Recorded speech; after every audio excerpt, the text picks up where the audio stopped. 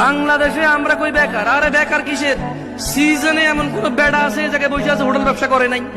পোলার বিয়া মাইয়ের বিয়া মানুষের দাওয়াত দিয়া টেবিল আর কলম কাগজ নিয়ে বয়ে গেছে। পাবলিক খাইছে 300 টাকা, দিছে 1000 টাকা, ঘরে যায় কিছু দূর 1 কেজি কুস্তুরের সবাই লেখা যেতাম। আরে বহু কথা আমি শুনছি।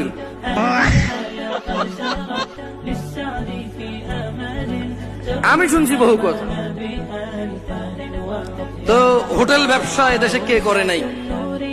এদেশে প্রায় লোকই হোটেল ব্যবসা করে, বুঝছেন? হয়তো বুঝে না যে এটা ব্যবসা।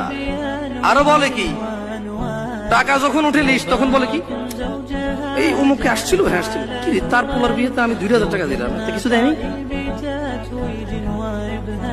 পরে মনে কষ্ট না, আধা ঘন্টা পরে বুঝে যে না, ওনার ছেলে আসছিল, ছেলের নামে উনি দিছে 5000 টাকা দিছে।